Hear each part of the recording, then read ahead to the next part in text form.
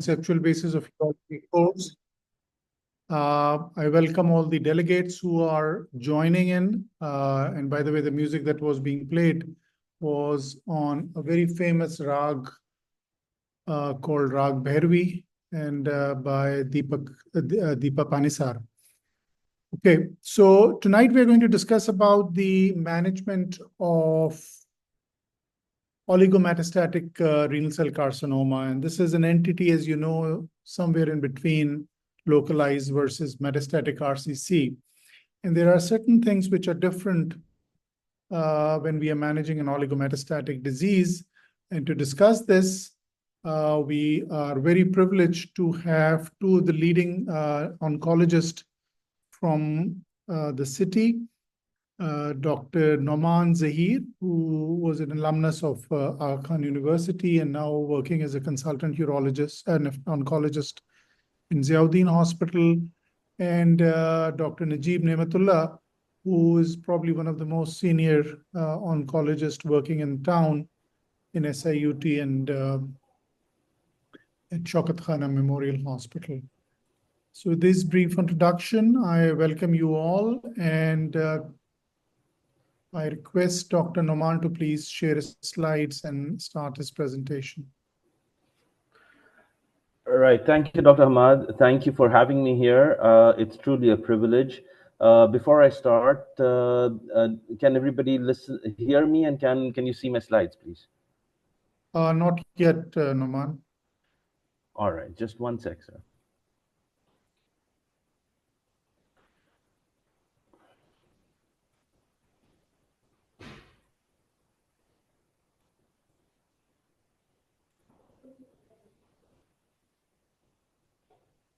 Yes. Is it visible now? Yes, it is. All right, perfect. So thank you, Dr. Hamad. I'm going to be talking about upfront systemic therapy in oligometastatic RCC. My name is Noman, and I'm an associate professor at Dr. Ziauddin Hospital and a consultant oncologist. All right, so let's begin.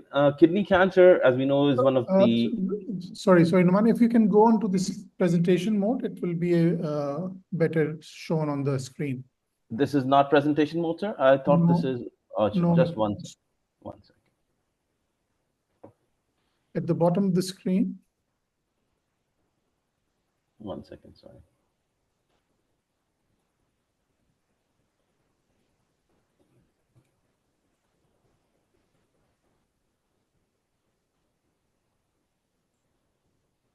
Is that good?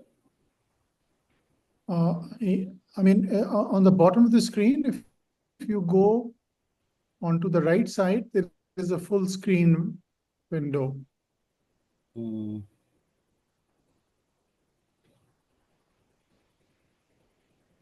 It says notes, comments, and then 3 windows, and the last one, if you just click that, it will be a full screen.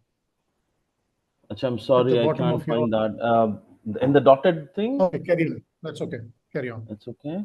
Sorry.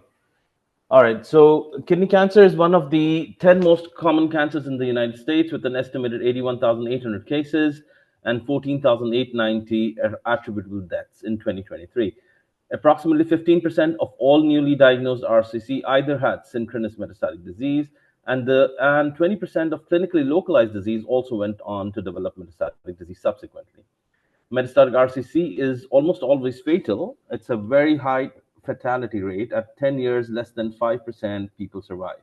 And patients with metastatic disease account for the majority of these deaths. So metastatic RCC represents a wide spectrum of disease aggressiveness. And to determine aggressiveness and prognosis, metastatic RCC is risk stratified by an international metastatic database consortium criteria. And this criteria is basically is a scoring system which is contributed for by 6 individual factors, and then divided into 3 risk categories, which are favorable, intermediate, and poor risks. The 6 criteria include 4 clinical criteria, a performance status score, and time from initial diagnosis to treatment.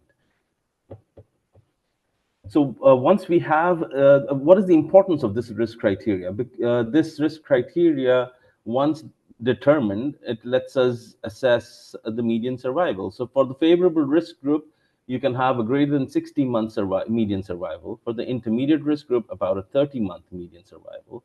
And for poor risks, about 8 months survival. So that helps us in prognosticating metastatic renal cell carcinoma. Oligometastatic disease, which, as Dr. Excuse me, Hamad says, sir. lies... Excuse me. Sir, your slides are not moving, actually. Oh, okay. Sorry. Give me a minute, please.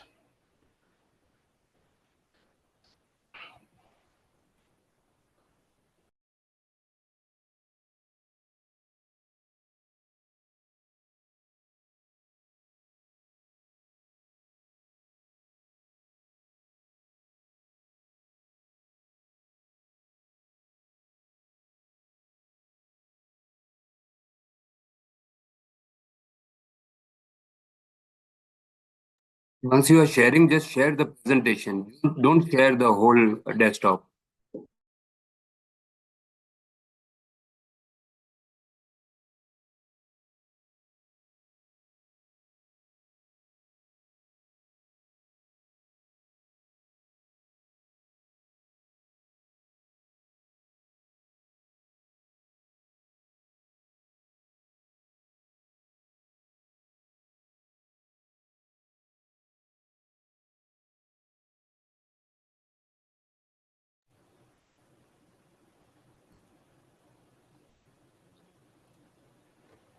Is my screen visible now? Yes, it is. Please carry on. Are the slides moving? Can you go to the next slide, please? I am going to the next slide, but I'm not sure if it's moving on your screen. No, it's not. Not moving. Don't click on slide mode, sir. Don't click on the slide mode. Just do it like a regular one. Okay, can you do it? Can you see it now? Can you see my slides now? Or should I stop sharing and I'll share again? 1 minute. I'm sorry, Dr. Hamad, for this. I'm not sure what's happening. Yeah, Just give me no problem.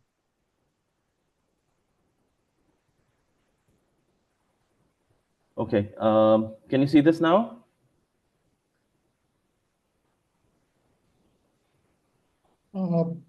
Actually, if you double click on the slide that you want to, yeah, we can see now. Yeah, you can do it like you this. can see now? All right, so yeah, let me just start with this. All right, okay, thanks. Thank you.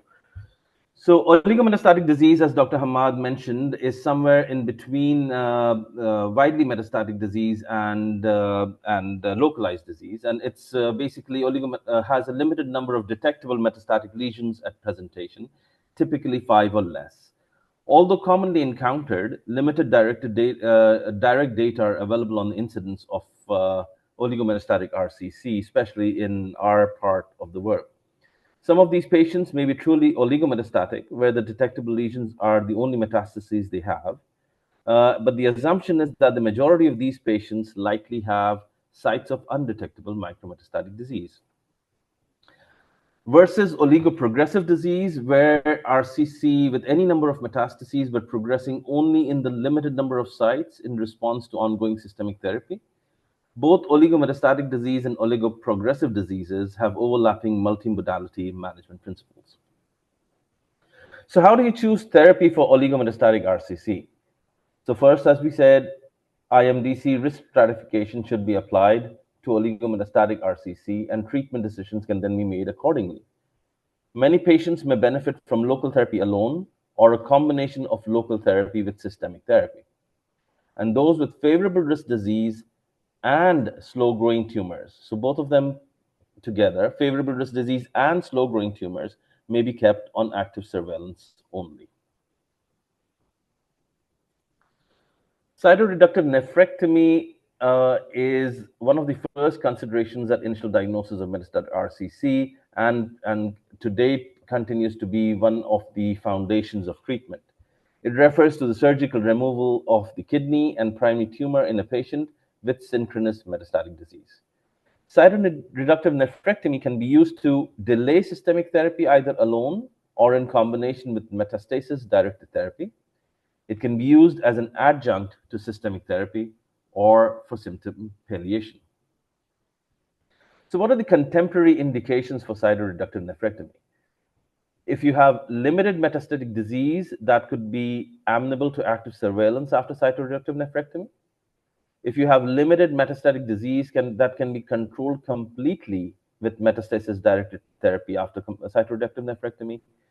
If there is one IMDC risk factor with the majority of the tumor burden located in the kidney, or there is oligoprogressive disease within the kidney after upfront systemic therapy, and if there is significant local symptoms, particularly those that require hospitalization and prevent the receipt of systemic therapy.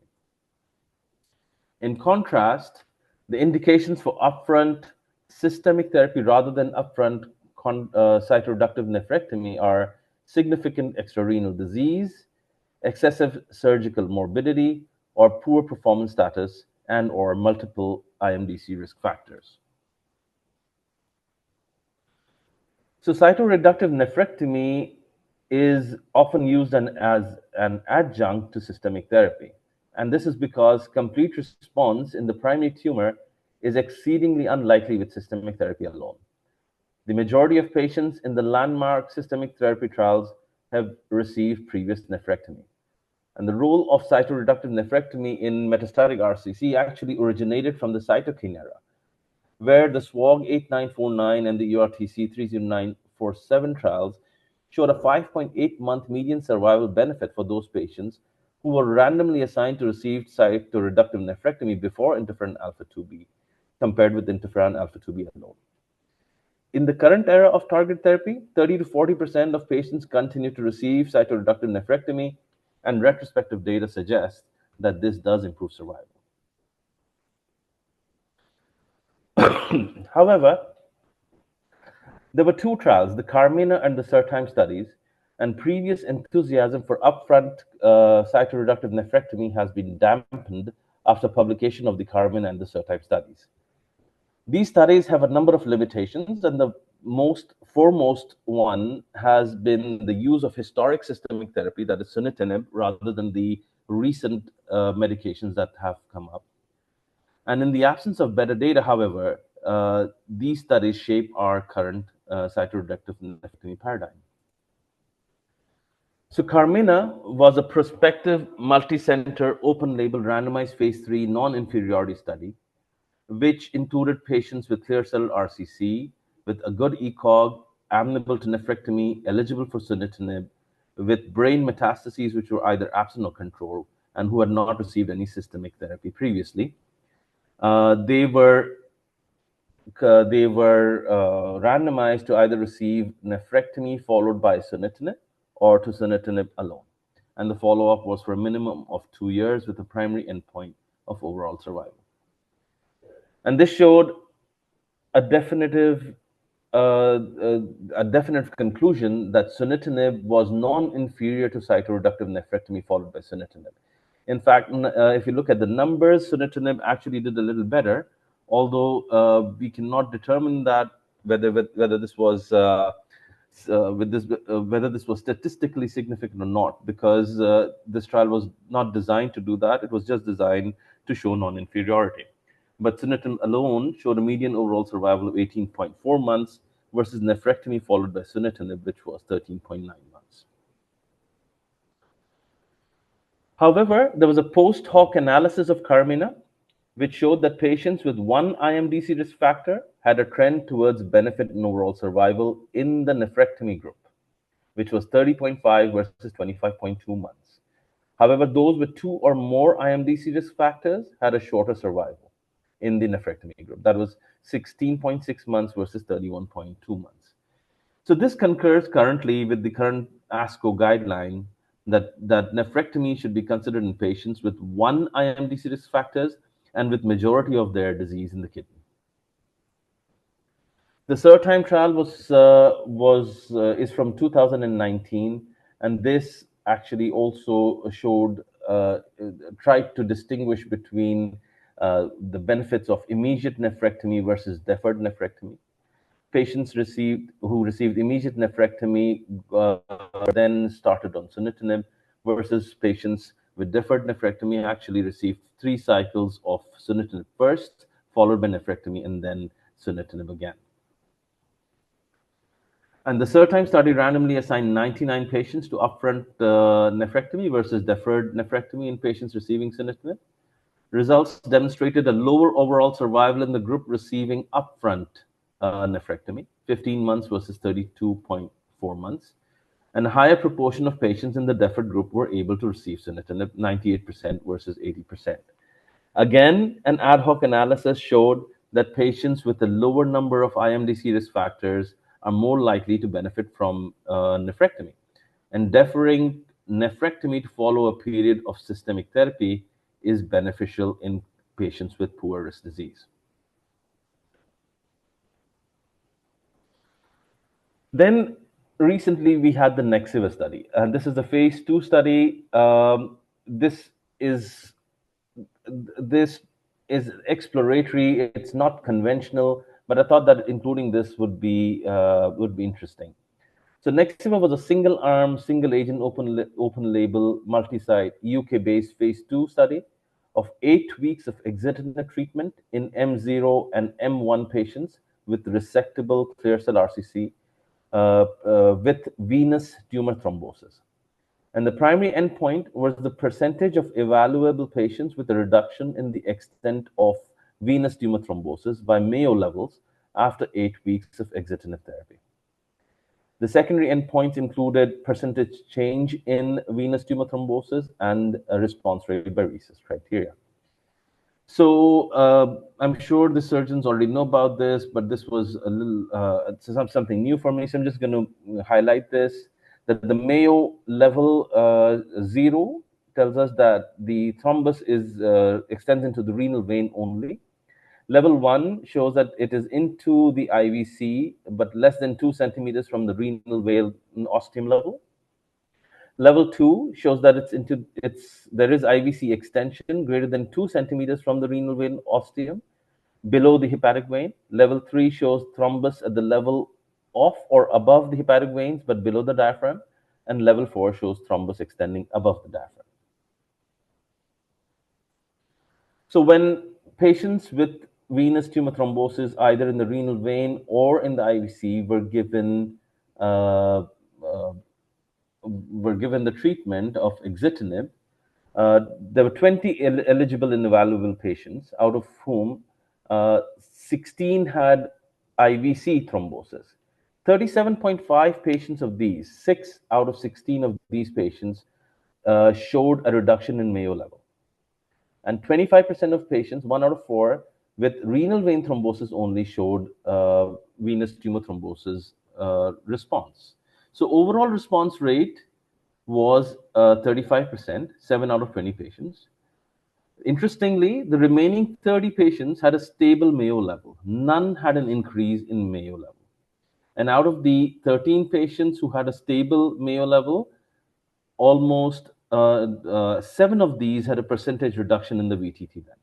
So 15 of these 20 patients who were evaluable, 75%, had some degree of reduction in VTT length with 8 weeks of exitinib prior to nephrectomy. And at week 3, 1 patient, 5% of those having scan, had a RECIST-defined partial response, and 19 patients had stable disease after exitinib, and data was missing for 1 patient. This study, the Nexiva, shows that and supports safety of deferring cytoreductive nephrectomy in patients with IVC tumor thrombus. So what's the current status? The current status shows that observational studies with current systemic therapy regimens continue to strongly support the better prognosis of patients who undergo nephrectomy. These studies, however, may be limited by selection bias. And according to available data, upfront sunitinib with deferred nephrectomy, no cytoreductive nephrectomy, may actually be beneficial for IMDC greater than 1. Preoperative exitinib for 8 weeks may be beneficial and needs further evaluation in patients with venous tumor thrombosis in RCC. Prospective data looking at the role of nephrectomy in the current era of systemic therapy are currently ongoing. So these are the studies which are currently ongoing. They show a combination of immunotherapy with VEGF receptor TKIs, pembrolizumab with exitinib before nephrectomy, cabozantinib with nivolumab before nephrectomy. There is one which is testing pembrolizumab plus lenvatinib in patients with IVC tumor thrombosis to see if we can reduce the extent of thrombosis and make surgery easier. So a lot of exciting studies going on, and we continue to wait for their results. Right. So a little bit about adjuvant therapy. I know this is not consistent with the current topic of upfront systemic therapy. However, adjuvant systemic therapy is something that's very important and talk of the town. So I'll take the liberty, Dr. Hamad, and just a few slides on adjuvant therapy. So adjuvant systemic therapy after curative metastatectomy showed no clear benefit in advanced clear cell RCC until 2021. Keynote 564, which tested pembrolizumab as adjuvant therapy, is currently the only phase 3 randomized control trial which demonstrates a benefit of adjuvant immunotherapy in patients who receive nephrectomy with metastasectomy. So Keynote 564 was a study with histologically confirmed clear cell RCC, and patients who had not received any previous systemic therapy were randomized to either pembrolizumab versus placebo for a period of 1 year. Importantly, these patients, the study had patients who had metastatic disease, oligometastatic disease that had been completely resected. So M1-NED patients were included. And I think if you see the chart on the left, you can see the M1-NED comprised about 6% of cases in both subgroups. The results show that there was about almost a 10% difference in disease-free survival after using pembrolizumab for 1 year in the pembrolizumab group, and the hazard ratio was 0.68 with a p-value that was significant. The forest plot shows that the subgroup that benefited most from pembrolizumab was the M1-NED group, with a hazard ratio as low as 0.29, which tells us that there was a 71% benefit in terms of DFS for these patients. So this was adjuvant therapy, and now coming to the last leg of my talk regarding patients who do not receive cytoreductive nephrectomy and only are given systemic therapy in oligometastatic RCC. What kind of patients are these? These are patients who are not candidates for active surveillance, who have disease that is not amenable to local intervention, have unfavorable IMDC, are fast-growing, or have multiple synchronous metastases. These patients are essentially left with residual incurable disease which requires systemic intervention, and treatment regimens for oligometastatic and diffused metastatic RCC are almost identical.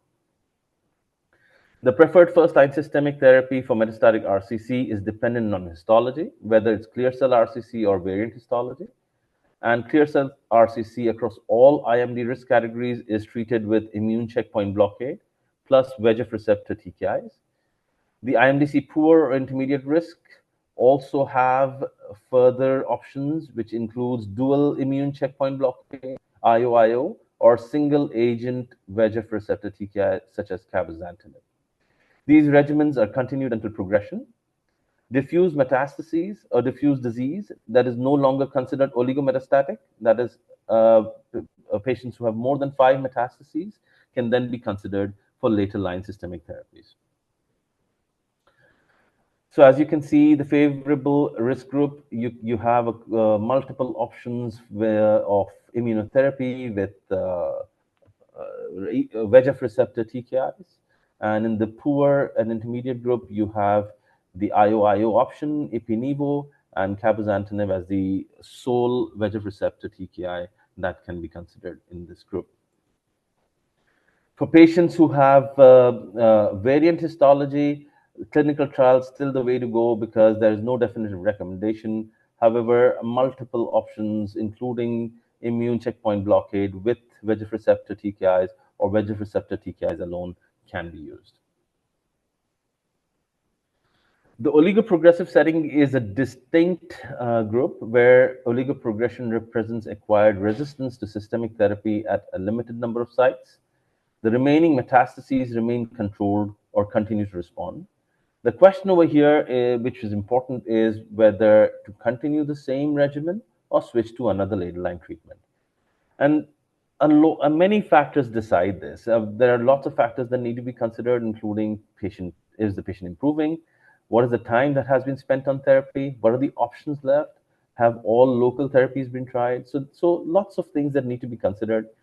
The one thing that can actually be considered in the oligoprogressive setting is whether we can combine treatment, whether we can use local therapies along with systemic therapy. There is some emerging data that immune blockade, along with SABR, has a lot of synergism.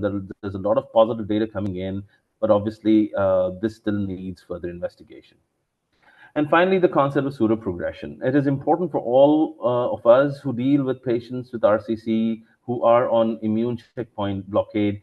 They are aware of the concept of pseudoprogression, where the first scan after a person starts receiving immune checkpoint blockade can actually show progression, although the patient is improving, parameters are improving, the performance status is improving, and this actually shows that this patient may actually be benefiting, although the scan shows that this patient is progressing. So it is important in these circumstances not to change treatment. These patients need to be continued on the same treatment, and by the second imaging, which happens in another 3 to 4 cycles, usually the patient starts responding and the scan reflects the same. So my take-home messages from today's talk: patients with oligometastatic RCC have a limited number of detectable metastatic lesions at presentations, typically 5 or less. The IMDC risk stratification should be applied to all oligometastatic RCCs and treatment decisions made accordingly. Many patients may benefit from local therapy alone or a combination of local therapy with systemic therapy. Cytoreductive nephrectomy is an essential part of treatment paradigm of the oligometastatic RCC, of oligometastatic RCC. Indications for upfront systemic therapy rather than upfront cytoreductive nephrectomy include significant extrarenal disease, excessive surgical morbidity, or poor performance status, and/or multiple IMDC risk factors. The Carmina and the Surtime study showed that deferring or omitting nephrectomy to follow a period of systemic therapy may be beneficial in poor risk patients. Pembrolizumab is the only drug showing benefit in the adjuvant setting, and patients with aggressive, poor risk oligometastatic RCC are treated like diffusely metastatic RCC and have similar survival. With that, I'd like to thank you for your attention. Thank you very much, Naman. I think you've very comprehensively covered the topic. It is an ongoing discussion on some of the areas that you have touched upon. Let me share my slides. Okay. So the second part of this today's conceptual base course is my presentation on can we avoid financial and drug toxicity in the management of oligometastatic RCC. My name is Hamad Athar. I'm professor of urology at Aga Khan University in Karachi. We know that RCC can present either as, there may be a little overlap between my presentation and what Naman, so I'm going to skip some of the things that he has elaborated in detail. So there's very little discussion on how localized disease is treated. There may be some discussion on small renal masses, which is not at the ambit of this current presentation. Metastatic disease, I think we have clarity from the trials that Dr. Naman has talked about, particularly Surtime and Carmina, and some of the recent trials as well, that patients with low and intermediate risk are cytoreductive nephrectomy followed by systemic therapy, or high-risk patient systemic therapy first, plus minus cytoreductive nephrectomy. Oligometastatic provides a different situation, which is somewhere in the landscape between the metastatic and the localized disease. Now, there have been some discussion on the definition of oligometastatic RCC. And I think it was clear by the OligoCare group, and it was reported in the Lancet Oncology a few years back by Guckenberger. So either it is an induced oligometastatic disease, which is because of polymetastatic disease, you've treated it or removed some of the metastases, or it is a genuine oligometastatic disease with no history of polymetastatic disease in the past. Again, the de novo metastatic disease could be either synchronous or metachronous, or it could be repeat oligometastatic disease, which previous history of oligometastatic disease. There are a few terms that Numan also used in his presentation about oligorecurrent disease, which essentially is that there is a disease which recurred during treatment-free interval. So you've treated and it's back now, so recurrence. Progression means that it has been active and progressing during treatment, and oligopersistent, which is progression on the current imaging. Now, I'll start with a case that I and Numan are recently treating. It's a 56-year-old male who was previously operated for a lung carcinoid in 2015 and had a pneumonectomy. So his routine screening CT in last year showed a renal mass. It was a large localized disease. Options of treatment, including radical nephrectomy, were discussed, and he underwent a radical nephrectomy for a 9-centimeter right-sided RCC, which showed a 15 to 20% rhabdoid differentiation, a grade 4 T2A and not M0 disease. All margins were clear. This was the original tumor. Now, at follow-up at 3 months, there was essentially unremarkable. However, there was a small lesion in the renal bed. We had a detailed discussion with the radiologist, and the radiologist thought that it's post-surgical changes. However, the next CT, which was done at 9 months or 6 months after the last one, showed that the renal bed lesion was enlarging. And there is now a ball-like lesion on his open radical nephrectomy scar area, as you can clearly see, which is visible on the CT scan as well. So that was a significantly disturbing situation. At this point, active surveillance, I'm not going to details because Dr. Najib Nematullah is going to talk about that. Systemic therapy, Dr. Numan has already covered that, or focal metastatic directed therapy. So these are 3 options available at this point in this patient. We had a tumor board discussion, and the decision was that since there is a lesion in the renal bed, which is enlarging, and then there is another lesion on the scar site, one should go and do metastatic directed therapy, which is a metastasectomy. So the metastasectomy was done. The scar site lesion was completely removed. It was very well encapsulated. However, the renal bed lesion was rather diffuse, and there are multiple areas. So it was essentially removed piecemeal, following which he had another scan which showed that there is some persistence of disease in the renal bed. The skin side is clear of disease. He is now being referred to the medical oncologist. Dr. Numan is probably have started him on systemic therapy. So systemic therapy, as we know, is not chemotherapy. It is immunological agents or TKI VEGF receptor. They are mostly given intra-oral. So the presumption is that they are safer than chemotherapy. The grade of the side effects, 1, 2, 3, 4, and 5, are there, mild, moderate, severe, life-threatening consequences, and death. So if you look at the side effects of anti-angiogenic agents, hypertension, proteinuria, and hand-foot syndrome are the three common side effects. Now, all-grade hypertension is seen in up to 40% of patients. However, fortunately, severe hypertension is only seen in less than 10% of the patient. In that situation, you probably may have to withdraw or hold TKI VEGFR. Other cardiovascular problems include arteriovenous thromboembolism, heart failure, aortic dissection, and aneurysm, wound healing issues, etc. And they are relatively rare. Proteinuria is another issue because mostly you have one kidney, you develop proteinuria, you have deranged renal functions, and then you are in a bit of a trouble of how to proceed. And proteinuria is seen in about 20 to 60% patients.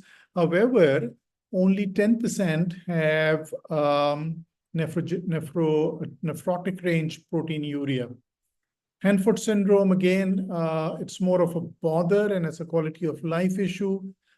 Typically responds to topical urea or topical steroids, and analgesics or sometimes oral analgesics are required. However, if you have a grade 3 HFS, which is interfering with the daily activity, VEGF or TKI therapy interruption and maybe reintroduction later at a lower dose is generally what is recommended. Now, the other class of drugs that we use is called the immunological oncology or immunological or ICI. And they are basically two classes of drugs, the CTLA-4, the cytotoxic T lymphocyte 4, which binds to B7 protein and decreases the effect of cytotoxic cells, which not only, essentially results in tumor destruction. The other one is the PD-1, PD-L1 receptor agents. Generally, CTLA-4 result in a higher immunological response AEs than the PD-1, PD-L1 agents. The immune-related adverse reactions are generally reversible and resolved with time with supportive treatment, but rarely they can be fatal as well. Endocrinopathies, again, is something which is observed. They can be lifelong, and they would require lifelong treatment with hormone replacements or suppressive treatments. Pituitary gland, thyroid, pancreas, and adrenal are the site which are commonly affected by these agents. The ESCO and the SIC treatment guidelines for grade 1 is discontinuation and supportive treatment. For grade 2, discontinuation until grade 1. Grade 3 and 4, permanent discontinuation and use of steroids. However, in refractory cases, you may have to use immunosuppressive agents such as infliximab or mycophenolate mofetil. There are certain fatal complications of ICI as well. These include cardiovascular, neurological, and hematological complications. Myocarditis, pericarditis, heart failure, arrhythmias, they can all result from the immune checkpoint inhibitors. Neurological condition like Guillain-Barré, which is essentially reversible, but it can be fatal as well. Myasthenia gravis, again, obviously has a significant consequence on the quality of life of these patients. Hematological complications are all. So in these situations, early detection and management is extremely important before they can progress, because otherwise they can become reversible.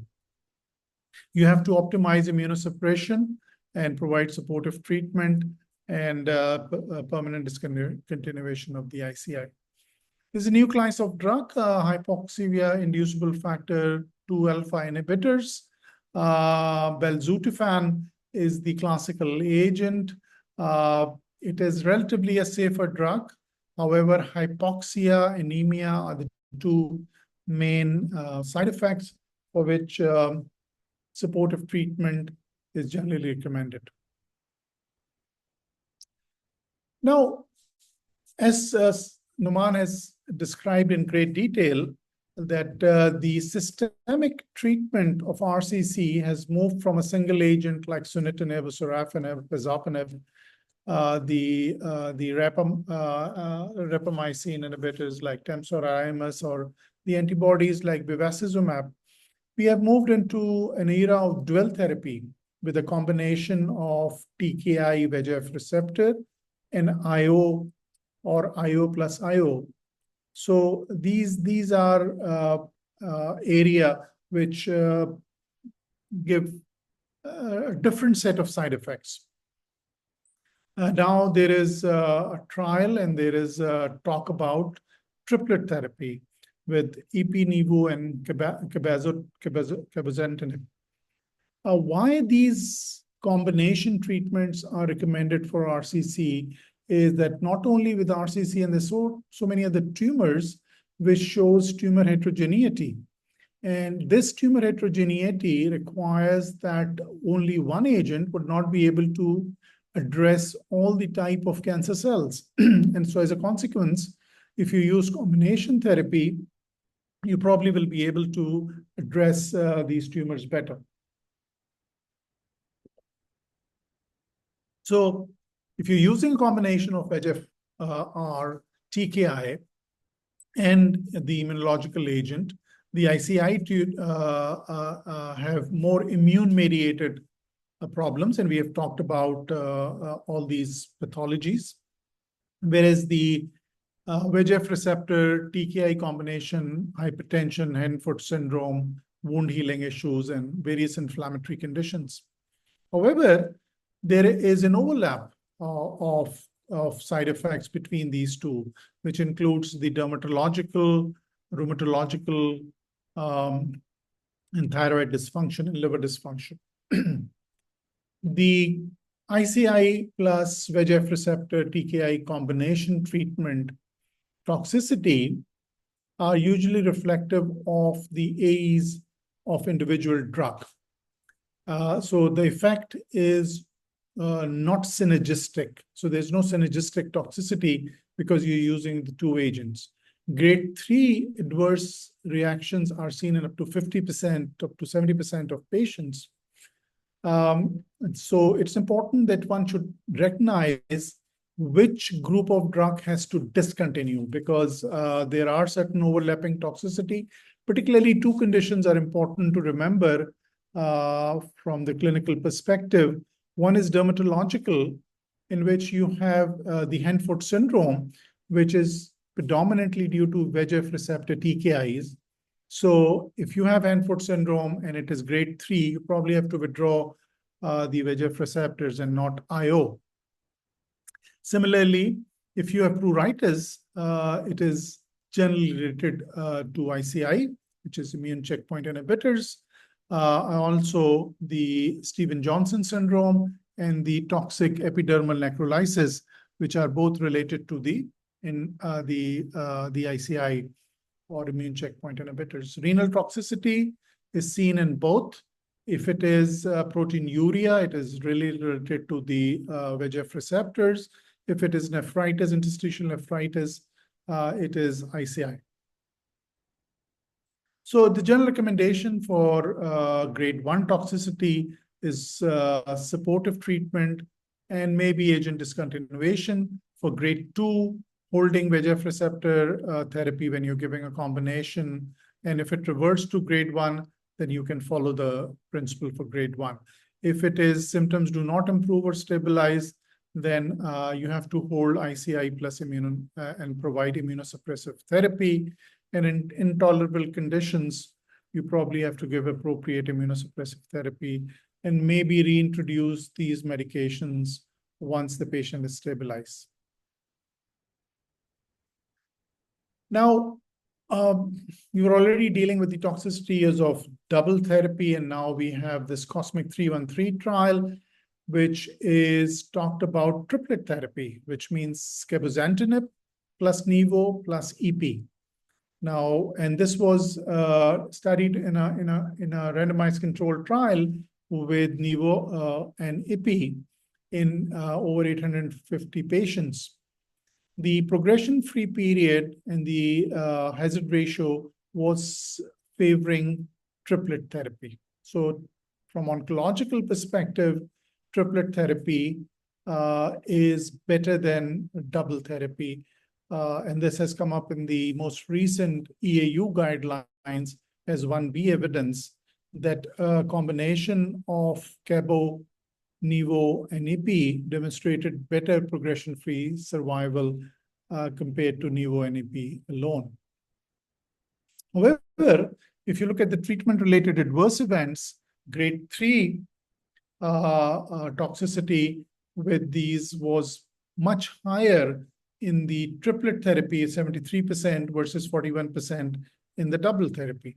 The use of high-dose steroids, which is 40 milligram pred and more, was seen in 58% in the triplet and 35% in the double group or control group. And the treatment discontinuation rate of any agent in the treatment in the triplet arm was in about just under half of the patients compared to 1/4 of the patient in the double. So discontinuation of all treatments was seen in 20% of the triplet and 5% of the. Now, this is the drug-related toxicity. However, this is not the end. There are issues with cancer spendings. And if you look at the cancer spending in the United States in 2018, it was $156,000 billion. It's $156 billion, which is huge.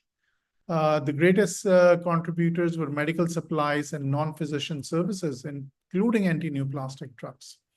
The per cycle cost of Nivo-Ipi is over $21,000.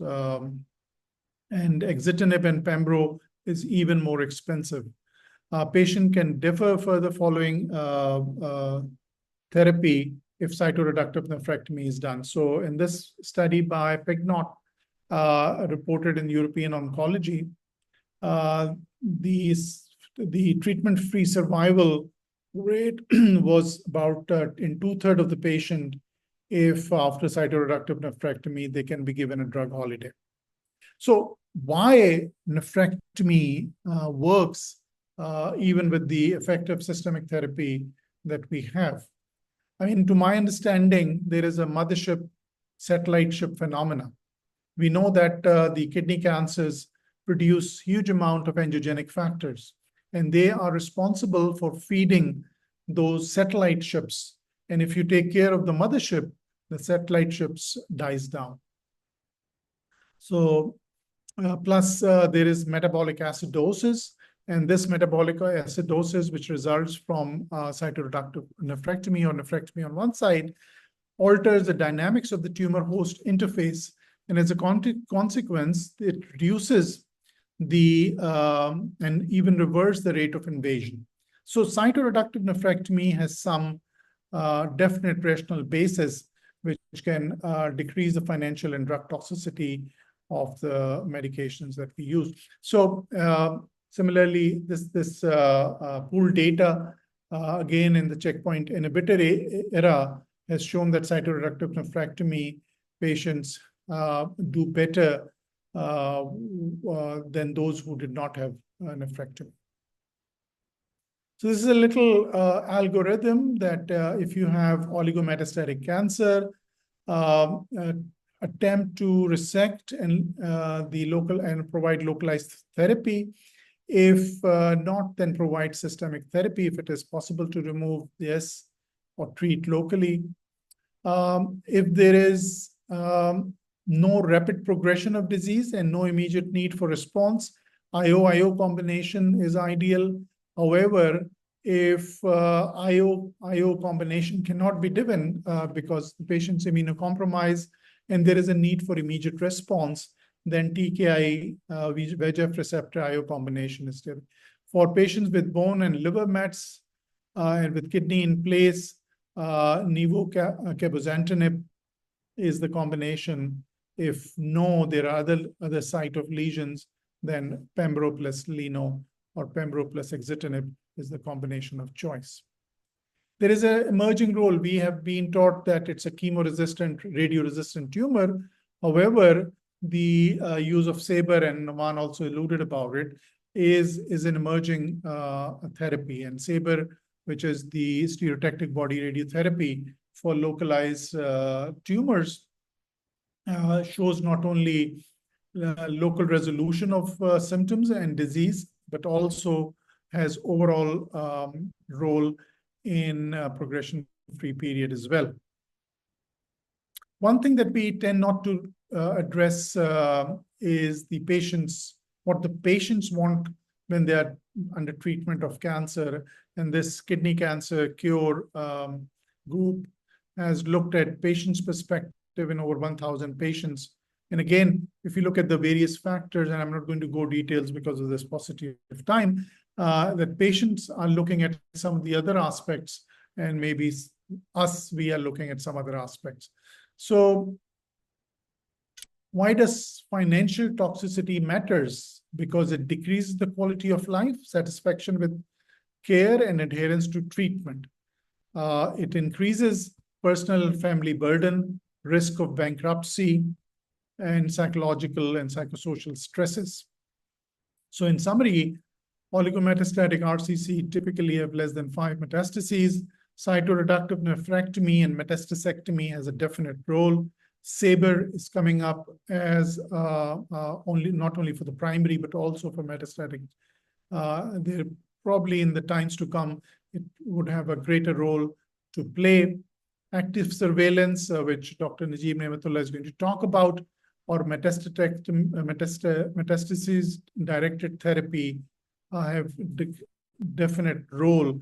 There are significant advances in systemic therapy, and we need to see which patient will benefit from which strategy.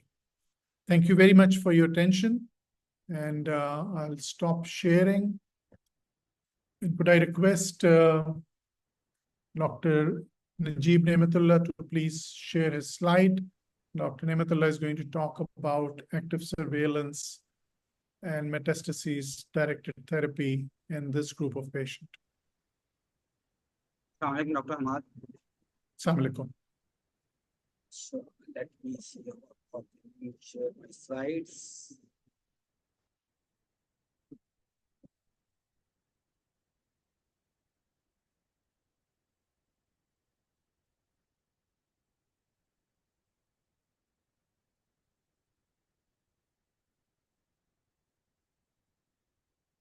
Did you allow me to share the slides?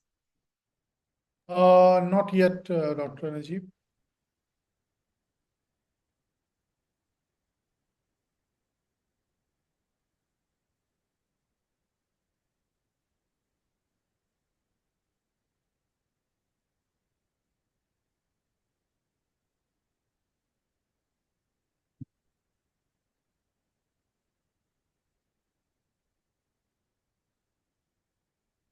You see this green button Yes, at I the am. bottom? Yeah, if you can press.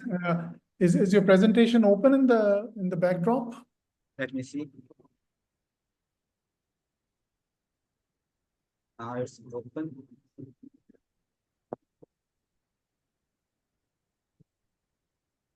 Now, if you press the share button.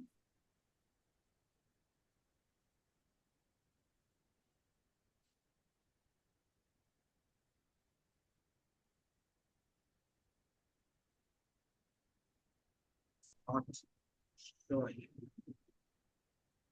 Okay.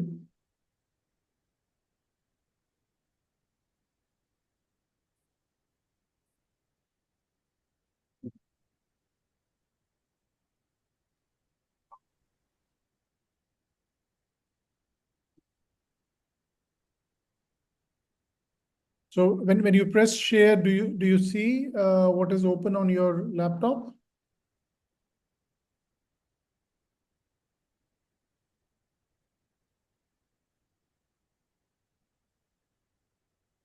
For iPhone, iPad, system, yes. Yeah, it's coming up. Thank you. Sorry for the delay. Not at all.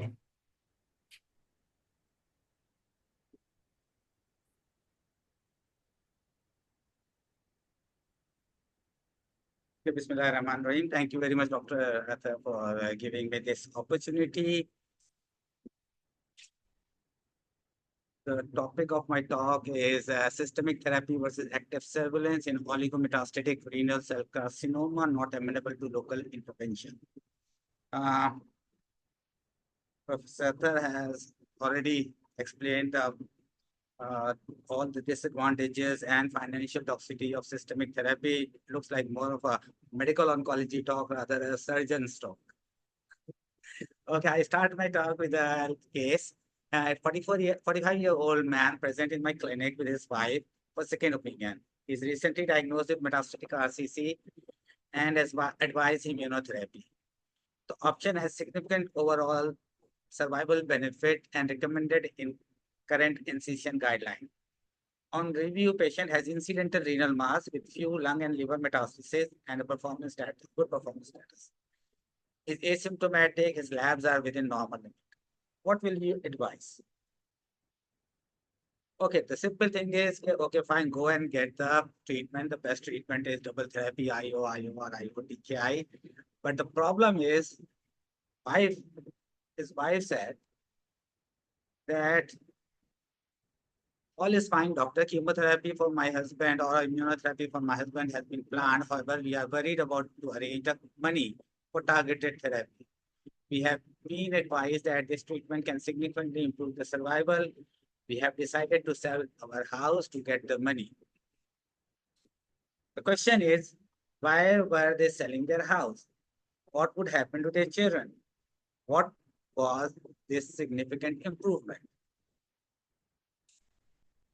It's like that. That good news is that we can manage to save your life, but the bad news is that they're going to spend the rest of their life paying for the good news. So there's a tremendous amount of concern about the issue of cost, and it is not just the reflecting of one drug.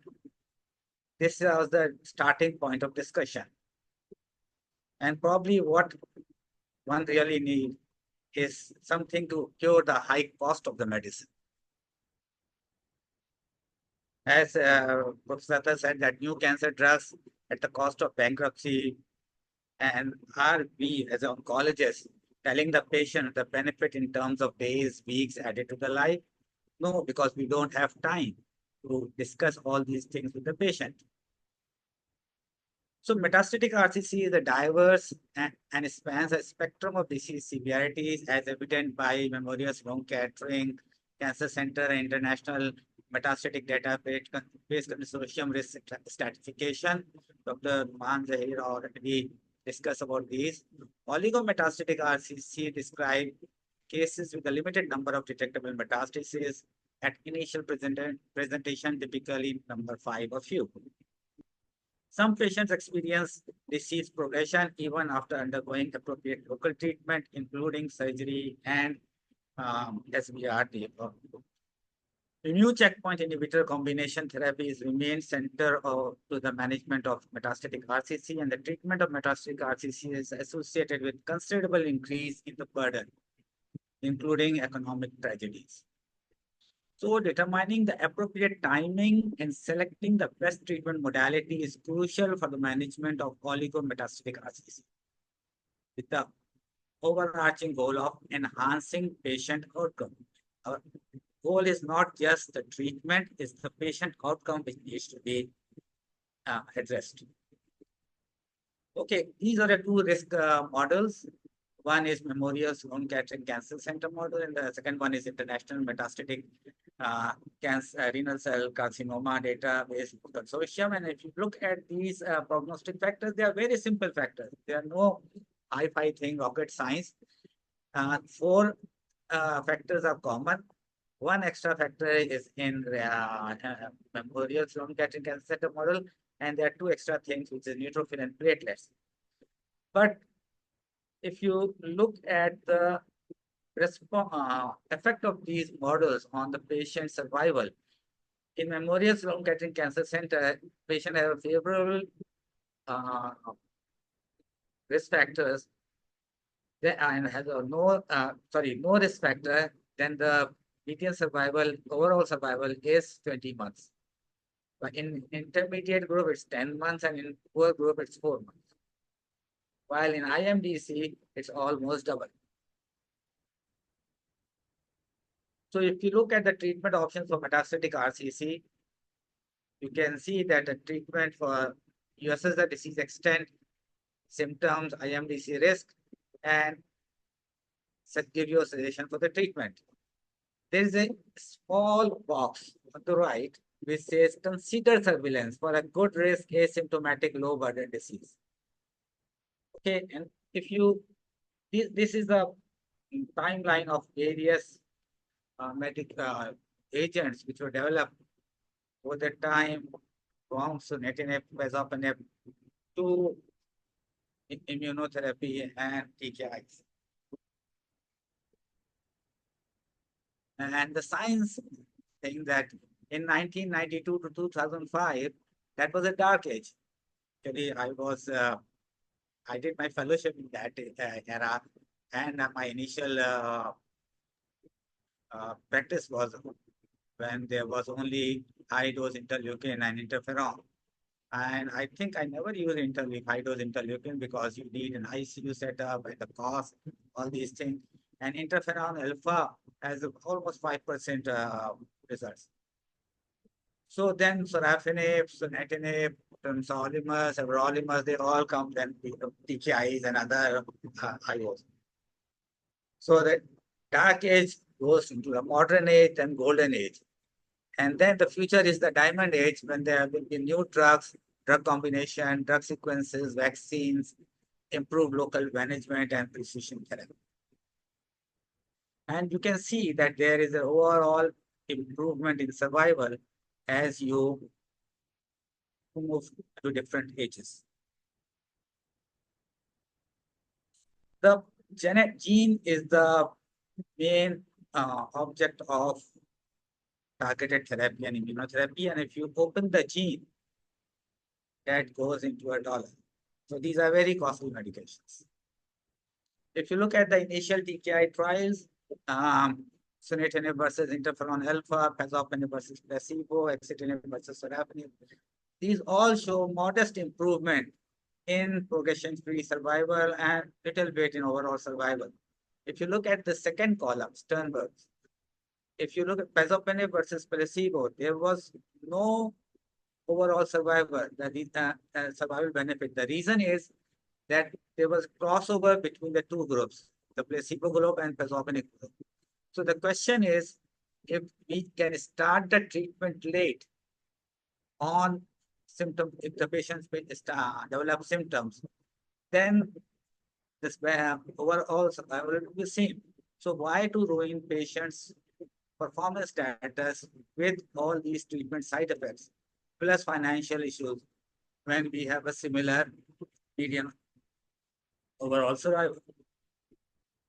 Okay, then if you look at the combination, again, mostly they are compared against sunitinib, and they have, again, modest benefit of almost a year.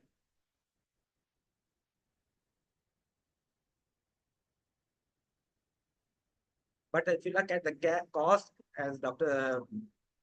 Aditya said, that is the cost, 1 year cost of treatment in metastatic RCC goes to almost $350,000 or $300,000, which is very difficult. Even with the best of insurance in the US, people file bankruptcy for cancer treatment. And the reason is not just the medication, it's the hospital fees, imaging, diagnostic, physician fee, other clinical services, travel, employment, inability to save, and caregiver expenses. So all these things should be taken into consideration. When we look at the NCCN guideline, it says that in a favorable risk group, the preferred regimes are IO, or IO-TKI. They are category 1. And we think that category 1 means that one has to use it. No matter what are the conditions, the patient should use these medications and they will get benefit. And in the last column, it says useful in certain circumstances, active surveillance. So when you look at the active surveillance part, and go into the details. Okay, this is a slide which shows that combined treatment TKI plus ICI does not benefit favorable risk in metastatic RCC patient. This is updated result of Checkmate 9ER. So you have to make sure that which risk group patient belong to, and then decide about the treatment, what to give and when to give. Otherwise, we might see a prescription like this, that most of these medications are oral, and the prescription will say take one pill per day, take one per day as affordable. So we have to see all these medications value, and value is equal to benefit divided by price. If price is high and the benefit is low, the value will be low.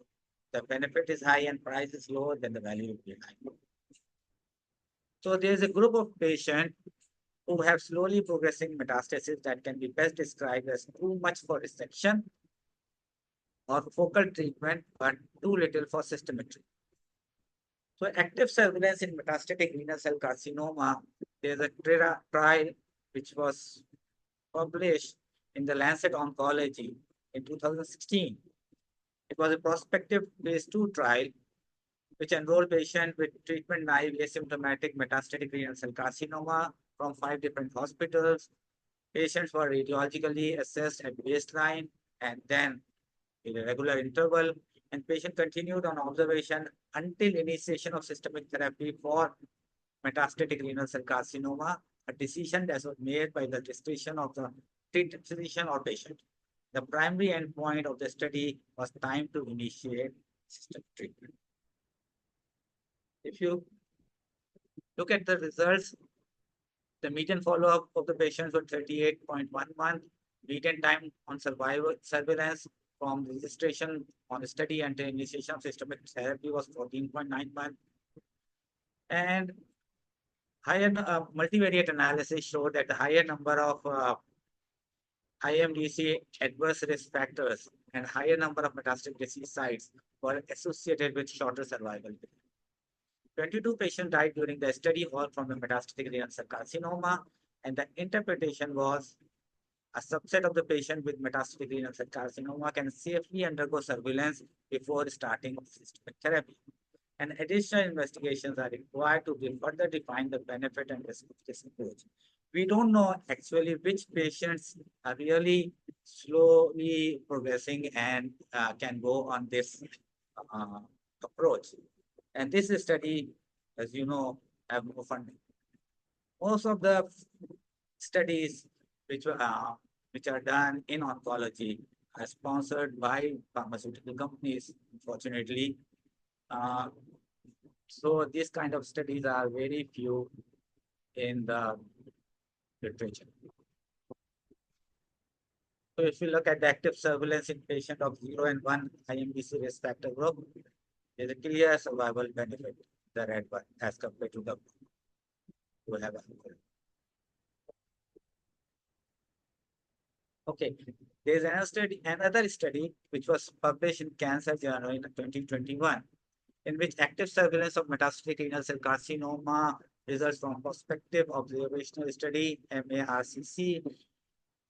In a prospective observational study of 504 patients in metastatic RCC, the median overall survival was not reached in patients who receive active surveillance versus 30 months for those treated with systemic therapy. So that means the systemic therapy can do worse as compared to observation. 60% of the patients with IMDC favorable disease were among those who were managed by active surveillance. So if you look at these different Kaplan-Meier curves, this is the active surveillance and this is the standard treatment, and survival probability is better in active surveillance. If you look at the ones from the metastatic diagnosis, less than 1 year and more than 1 year, there is equal survival in those patients who are on active surveillance. Then those patients who are on standard therapy, they have a better survival after 1 year than less than 1 year. If you look at the IMDC risk group, favorable risk factor have better survival in active surveillance group as compared to standard treatment. Then the third study was published in Urology 2017, in which is observation after cytoreductive nephrectomy in patient with synchronous, not completely resected metastasis of renal cell carcinoma. The question about cytoreductive nephrectomy in patients with metastatic disease has already been addressed by both Dr. Noman Zahir and Professor Akhtar. So, but in this study, patient with synchronous metastatic RCC with not completely resected low volume metastasis were identified. There were 40 patients identified and they were placed on observation. To those 40 patients, 7 were in favorable, 24 were in intermediate, and 9 were in poor risk group. The median time to progression was 6 months, time to treatment was 16 months, and in 11 patients, targeted therapy was further deferred by observation beyond response evaluation criteria in solid tumor progression, and in 10 patients by additional local treatment. So when the patient progressed, they were offered more local treatment like SBRT or local excision, and the systemic therapy was deferred at that time. And the conclusion of this study was, in patients with synchronous metastatic RCC and not completely resected low volume metastasis, time to treatment following cytoreductive nephrectomy was substantial. Local therapy to control the most rapidly progressing lesion or observation beyond progression was an additional mean to defer systemic therapy. I think no oncological presentation will be complete without a slide on tobacco. So excellent health statistics are smokers are less likely to die of age-related illness. This is a study. So in conclusion, multiple factors are associated with oligometastatic renal cell carcinoma. The option of active surveillance is underused due to various reasons. And the reasons are, we don't have time to discuss with the patient. We are overdriven by the pharmaceutical companies. The companies are advertising these medications so much that we are sometimes under influence. And the access of the patient to the data. Patients do all the homework before coming to us and show us that these are the medications available, whether these are good for us. So these are the things which probably make issues in doing active surveillance. Molecular subtypes in association with clinical and tumor characteristics will help you to individualize patient management by predicting the dynamics of disease development response to therapies. So these two criteria, these are very clinical conceptual criteria. Now we have molecular genetic studies, so we can come up with more and more ideas to see the patients who can benefit from active surveillance rather than treatment. And clinicians should freely discuss with patients about dynamics associated with choice of treatment, including treatment efficacy, toxic effect, access to healthcare, cancer-related symptoms, cost, and availability of drugs. Both prospective and observational studies provide a wealth of information on this important subgroup of patients who may not require systemic therapy for years. So I think, especially in our low middle income countries, we should do all these studies and come up with different points which can lead us pick those patients who can, in whom we can delay the treatment. And last but not the least, all the cases should be discussed in multidisciplinary tumor boards and then decide about the treatment. Thank you for your attention. Thank you, Dr. Najib. I think very, very interesting talk, and I've learned quite a few things from your observations. Since we are a little short on time, some of the questions have already been addressed. I think the most important thing is that we have quite a few tools available in oligometastatic RCC, which includes surgery, radiation therapy, and obviously the systemic therapy. But again, we need to use them cautiously and tailor-made it to the patient's need and requirement. Financial aspect is extremely important because these agents are extremely expensive, not only to administer, but also to manage its complications. The third important thing that came up from the last presentation is about active surveillance. So in certain situations, you can observe your patients without any significant progression of disease, and you can save them from surgical morbidity as well as the drug and financial morbidity. Now, which patient is appropriate for that? Probably the answer will come from the molecular studies. Currently, the adverse pathological features and the variant pathology are two of the factors which would answer these questions. But I think future will define treatment based upon molecular pathology. Dr. Najib, any final words?